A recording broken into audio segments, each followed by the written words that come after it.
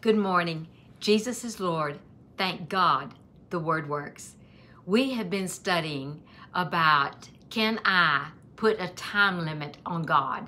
Can I expect God to be there on time when I call for Him? I encourage you to, I think this is number 7, and I encourage you to go back over and over and over these videos and get them established in your heart and in your mind, because you can only receive from God. I can only receive from God as far as my knowledge of God is.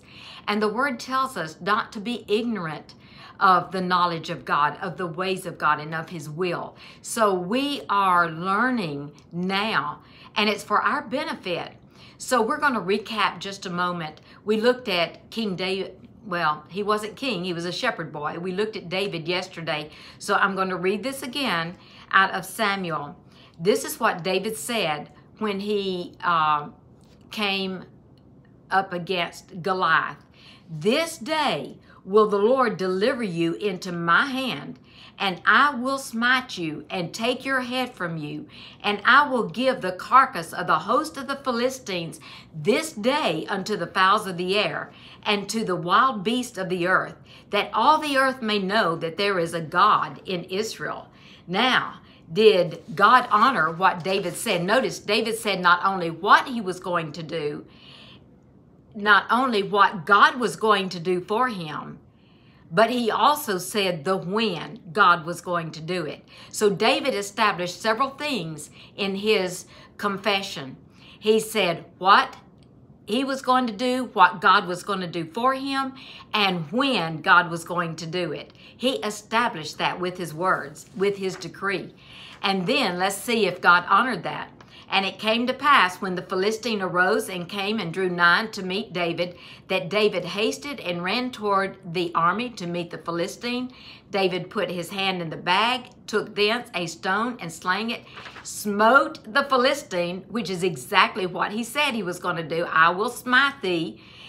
That the stone sank into his forehead, and he fell upon his face to the earth.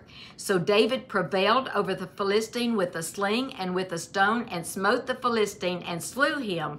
But there was no sword in the hand of David. Therefore David ran and stood upon the Philistine, and took his sword and drew it out of the sheath thereof, and slew him and cut off his head. Why? David said, I am going to cut off your head. I will smite you. I will take your head from you. And when the Philistines saw their champion was dead, they fled. And the men of Israel and of Judah arose and shouted and pursued the Philistines, and they slew the Philistines, just exactly as David said. So David established what he was going to do in the name of the Lord, what God was going to do for him, and he established the when. And God did exactly what David said. Now we're going to look in the New Testament, because Jesus is God in the flesh. Jesus, he said, if you have seen me, you have seen the Father. Jesus is the same yesterday, today, and forever. And you know, all the way from Genesis through Revelation, there is a thread that runs true of how God manifests himself. And the thread is the thread of faith. Faith in the Word of God. And you will find that, because since God's the same, then there has to be the same in every situation that God delivers his people. There has to be something that is the same all the time, because God is the same. Jesus is the same. So let's look at this.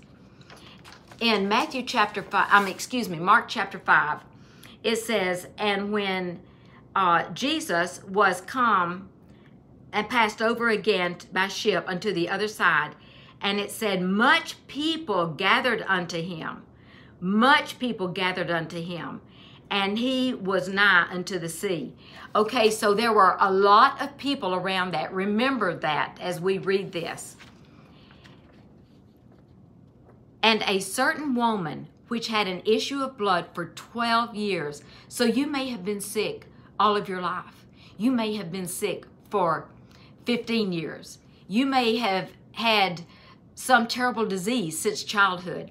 This woman had had an issue of blood for 12 years, and had suffered many things of many physicians, and had spent all that she had, and was nothing bettered, but rather grew worse. When she had heard of Jesus, came in the press behind, and touched his garment.